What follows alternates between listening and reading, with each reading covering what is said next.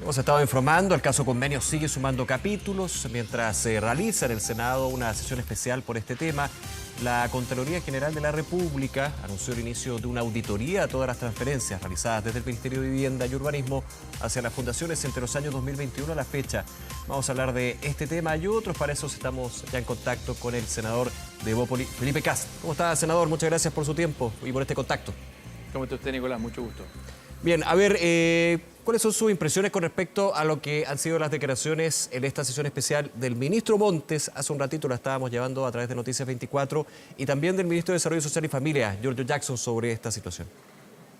Mire, primero decir que nos sorprende mucho que vino el ministro Jackson y no dijo absolutamente nada. Vino a describir el rol del Ministerio de Desarrollo Social, sin asumir la responsabilidad política, que significa que su partido, Revolución Democrática, del cual es el líder indiscutido, ha generado un mecanismo en distintas regiones de Chile simplemente para extraerle recursos públicos para intereses personales y que incluso muchos de ellos están siendo perseguidos por la Fiscalía como posibles delitos de corrupción destinados más encima a recursos a las familias más pobres de Chile. Es realmente increíble. O sea, está el programa Noche Digna, que está dedicado a las personas que viven en la calle, y están los programas de vivienda destinados a las personas que viven en campamento. O sea, los que se suponía, decían que venían a cambiar la política, a renovar la política, una vez que llegaron al poder, formaron una verdadera red de poder para sustraer recursos públicos. Yo no entiendo cómo, si es que esto es más grave que el Mobgate, más grave que el caso Cabal, el ministro Jackson no da un paso al costado. Senador, para ser justo, habrá que dejar que, como se dice esta frase, las instituciones funcionen y efectivamente, si es así, confirmen que hay una red de corrupción. Pero por favor, si el mismo ministro Montes lo dijo. No, él habla de hechos de corrupción, pero distinto una red de corrupción. Yo creo que en ese término, por eso puede ser un poco apresurado, digamos, llegar a ese punto, entendiendo que hay antecedentes que podrían dar eso. Perdón. Democracia Viva, ¿usted le cabe alguna duda de que hay irregularidades y que pertenece al partido del ministro Giorgio Jackson? Pero lo está investigando por eso. Segundo, no, si es que hay casos, no están investigando, estos son casos reales, ya, estos son responsabilidades políticas. Dejemos las responsabilidades penales a un lado. Yo lo entiendo, senador, pero hablar de una red de corrupción, entendiendo, yo estoy de acuerdo que aquí huele mal, pero finalmente hablar de una red de corrupción es distinto a la responsabilidad política por justamente llegar a este punto, dentro de esta conversación. Sí. Perdón, yo discrepo con usted completamente. Cuando ocurrió el caso Maucate, cuando se estaba investigando, ¿sí? El presidente Lagos lo primero que hizo es descabezar al señor ministro Cruz y puso al ministro Echeverri como nuevo, que daba garantías a todos. Usted me explica aquí cómo podemos tener un ministro que fundó Revolución Democrática, que tiene más encima hoy día casos investigados en distintas partes de Chile, y él mismo tiene que fiscalizar o investigar o sumariar a las personas que él trajo a la política, que trajo al gobierno. O sea, perdóneme que le diga, pero yo creo que aquí están hundiendo al presidente Boric.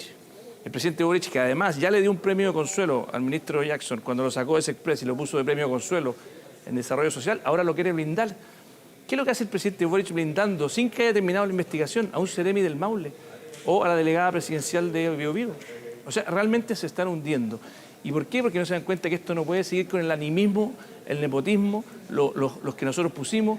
Este es el Estado de Chile y aquí las instituciones tienen que funcionar y por muy amigo tuyo que sea, tú tienes que tomar decisiones. Y lo que yo esperaría es tomar decisiones drásticas.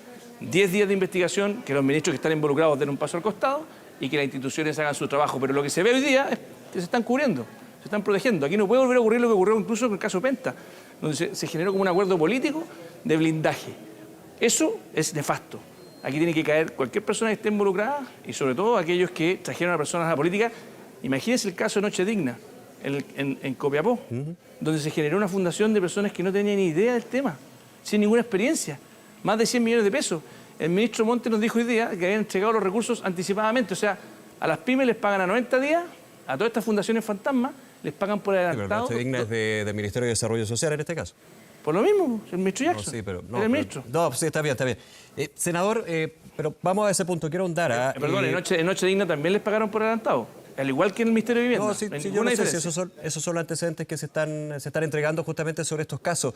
Ahora, déjeme ir un poco, voy a ir de vuelta con el tema político, creo que es súper relevante y evidentemente esto es una situación que complica de sobremanera al gobierno y al presidente Boric, que ha salido todos los días a contestar preguntas o entregar declaraciones al respecto.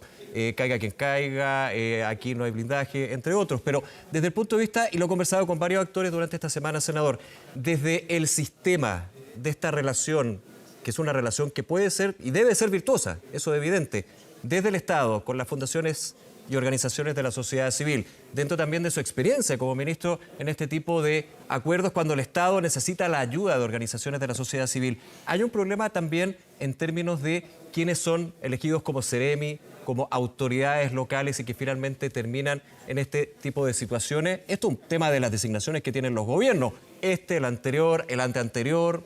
¿Hay un tema ahí que usted cree que también perdón, pero no mezclemos las cosas. O sea, yo le encuentro razón a usted de que efectivamente aquí hay un problema con los Seremi. Y por eso yo creo que el ministro Jackson es el responsable de que él nombró al Seremi de Copiapó. Ya, pero yo le digo en general, déjeme, al ministro Jackson vuelvo con él después, pero para hablar más en profundidad en esto. No, voy a lo suyo. Ya. El que nombró al ministro de Antofagasta fue el ministro Monte. O sea, aquí las responsabilidades políticas están ahí. Yo cuando fui ministro... No, y sabemos que son los partidos los que finalmente también terminan entregando listas de nombres de eventuales Seremi, y digo Seremi como un cargo del aparato estatal. Pero por lo mismo, yo fui ministro, yo estuve a cargo de la reconstrucción del terremoto del 2010, sí, delegado presidencial. Hice decenas de convenios con Techo para Chile, con instituciones de la sociedad civil de verdad. Si el problema no es la sociedad civil, y por eso quiero refutarle a usted, no es que es el problema de que no hay falta de regulación. Cuando hay ladrones, los ladrones van a buscar la forma de engañar al Estado. Y aquí lo encontraron. Se armaron estas fundaciones justo antes de que hicieran la licitación. Entonces yo cuando decía convenios con un Techo para Chile, o cuando hacíamos convenios con la Teletón, eran instituciones serias, que no robaron ni un peso, al contrario, trabajaban gente joven, voluntario, recibiendo cero para servir a Chile. En cambio aquí estos tipos que llegaron, se suponía, a cambiar la política, a mejorar la política, llegaron al poder rápidamente, vertiginosamente, y en vez de servir a la justicia social, porque nos decían que era una izquierda que venía a hacer justicia social, vienen a ocupar meter la mano en los recursos de los más pobres. Eso es inaceptable. Y yo creo, y ahí discrepo con usted, que sí hay responsabilidades políticas, porque el que puso... A ver, senador, pero no discuta conmigo y no es de refutar. Yo no he dicho que no haya responsabilidades políticas. Bueno, quiero dividir el tema entre la política, por eso voy a volver, pero el tema de fondo, de efectivamente cómo se da este tipo de irregularidades. ¿Sabe por qué se generan las irregularidades? Porque nombras a personas corruptas. Si tú nombras a personas probas, esas personas no roban. Yo cuando nombraba a Seremis, una vez me pasó que un senador me quiso, como usted bien dijo, te proponen un nombre muchas veces. Un senador de ese entonces, y me propuso un nombre que yo me lo entrevisté, a los 10 minutos supe que era un tipo que no lo iba a nombrar Seremi, porque no estaba dispuesto. Bueno, pero probablemente el ministro también no tenía ningún tipo de antecedentes de que finalmente cometería un tipo de irregularidad, como en cualquier trabajo, digamos, ¿no? Pero si son de su partido. Sí, pero que usted está dando una intención en términos del nombramiento de una persona que ya tiene una hoja manchada o que va a manchar una hoja. No, es muy apresurado, insisto. Yo me demoré 10 minutos cuando entrevisté a esta persona que no conocía, yo era ministro de Desarrollo Social también, la quiero informar, en darme cuenta y le dije, no, compadre. Lo mandé para el lado. Muy bien. Y, y por eso le digo, el problema es cuando tú nombras a personas que no tienen ese criterio y ocupan el amiguismo para colocar los recursos en su gente cercana. Ya, o sea, hay un problema del sistema que permite justamente que se contrate a personas sin experiencia en este tipo de cargo y que finalmente termina ahí. No es un problema del sistema, es un problema de poner de Seremis a personas corruptas. Ese es el problema. Ahora, o sea, si tú, en cualquier, incluso una empresa privada, si tú pones de gerente de operaciones a un corrupto, ese compadre te va a robar. Sí, por eso los equipos humanos, perdone Nicolás, la política se trata de que gente sana entre a la política. Sí, pero es que las personas que están siendo investigadas, senador, a eso voy en esta conversación. Las personas que están siendo investigadas no tienen delitos de corrupción aún. Están siendo investigadas, no se puede hablar principalmente de corrupto a ciencia cierta o de que fueron designados sabiendo la persona que designó que eran corruptos. Mire, ¿sabe lo que pasa? Que cuando yo tengo 200 millones de pesos que tengo que entregar, y en vez de entregárselo al mejor de mi región, se lo entrego al de mi partido, para mí ese solo hecho es un acto de corrupción. Eso es lo que le estoy diciendo, no entender la importancia de la ética en la política.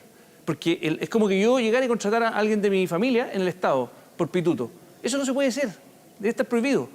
El gobierno anterior se criticó mucho eso de la contratación de familiares. Por lo mismo, pues. ¿Y quién impulsó el proyecto justamente para que no se pudieran contratar? Nosotros desde Bópoli. Nosotros perseguimos, en el caso de Vitacura, cuando vimos, incluso un alcalde de nuestro sector, hoy día está en la cárcel. Porque Bópoli tuvo una alcaldesa, que se llama Camila Merino, que apenas se enteró de la primera cosa fue la fiscalía. Y nada de andar blindando. Caiga quien caiga. Hoy día ese alcalde está preso. Entonces yo me siento orgulloso de que Bópoli, a diferencia de Revolución Democrática, ha tenido una agenda de probidad única, directa, y espero que nunca, y toco madera, aceptemos en nuestro partido a personas que ocupen el Estado para poner a sus parientes, para poder asignarse recursos a los amigos y de esa forma enriquecerse. Eso para mí es corrupción. Senador Felipe Kast, dentro de estas responsabilidades políticas, vuelvo a las responsabilidades políticas, por supuesto, se mencionaba durante la tarde que diputados de la UDI amenazaban con, cuando se presentara el proyecto de presupuesto, rechazar las partidas del Ministerio de Desarrollo Social si el ministro Jackson no da un paso al costado. Falta todavía para que se ingrese este proyecto, pero aquí hay una amenaza importante en términos de lo que va a ser una discusión clave justamente para recursos que van por el bien de los más vulnerables. ¿Cómo ve usted esta declaración de parte de parlamentarios, no la UDI en partido, pero parlamentarios de la UDI, si es que no deja su cargo, si no renuncia el ministro Jackson? Pero si eso va a ser irrelevante, va a tener que renunciar o lo van a despedir mucho antes. ¿Sí? Esto no tiene mucho más vuelta que darle. ¿Cree que no tiene margen, digamos, el ministro? No tiene un margen. Si al final del día no veo ni un espacio de que eso no ocurra, así que no creo que sea una amenaza relevante. Acuérdense que el ministro Jackson además votó a favor de destituir 11 acusaciones constitucionales de ministros. Si yo le contara las frases que él decía cuando estaba de parlamentario, era una cosa increíble. Incluso el presidente Piñera lo trató de destituir. Entonces, la vida al final da vueltas y cuando uno actúa por la vida con soberbia siempre se te devuelve. Y yo por eso valoro que el ministro Montes por lo menos tuvo una actitud distinta hoy día y respondió varias de las preguntas que el ministro Jackson no se atrevió a responder. ¿El ministro Montes no debería dar un paso al costado también? No, yo creo que él tiene responsabilidades políticas, pero por lo menos la actitud que vi recién, lo que acabamos de terminar... ¿Pero renunciar también? Yo creo que sí, yo creo que el ministro Montes tiene que dar un paso al costado, por supuesto. Los seremi lo nombró él, la subsecretaria que salió lo nombró él. Si aquí hay que blindar al presidente de la República, desde el punto de vista de que no puede llegar toda la moneda, y están haciendo justo lo contrario. Cuando tú tienes un sangramiento, tienes que amputar. Y amputar significa cortar por lo sano. Y yo creo que estos dos ministros claramente hoy día no son sostenibles en el tiempo. Señor Kast, en otro punto, ¿cómo evalúa usted lo que fue la decisión de la Contraloría General de la República de hacer una auditoría nacional con respecto a estos traspasos, estas transferencias? Vuelvo al tema, al sistema y lo que se ha dado en términos de la evidencia. Desde, me puedo equivocar en la fecha, le pido disculpas, 2021, el ministro Montes dijo, ojalá hubiera sido desde el 2019. No hay problema, pues aquí todo, insisto, si de Bópoli cada vez que vemos cualquier síntoma, felices de que se investigue. Da lo mismo el partido político que sea, da lo mismo el gobierno que sea, que se investigue. La única forma es que la gente diga, ¿sabe qué más? Ustedes los políticos les pagamos para que estén ahí, déjense de chupar los bigotes, trabajen para nosotros, pónganse de acuerdo. Nunca más un caso como desgraciadamente lo que se generó después de Penta, de esas reuniones de acuerdos políticos, fueron pésimas. Porque al final, ¿qué se generó? La sensación de blindaje. Claro. Aquí, hoy día ¿Recuerda Mocate también en términos del acuerdo de modernización del Estado? Sí, pero es distinto, porque en el caso de Mocate no fue un acuerdo de impunidad, fue un acuerdo de mejora del Estado. Yo espero que aquí ocurra lo mismo y que ojalá, por ejemplo, el ministro de Hacienda diga, ¿sabe qué más? Vamos a tener meritocracia, no más apitutados en el Estado. Todos los directores de servicio no van a ser nombrados por el gobierno de turno, porque aquí los cambian a todos, y esos traen a sus amigos, traen más amigos, sino que vamos a nombrar pura gente proba.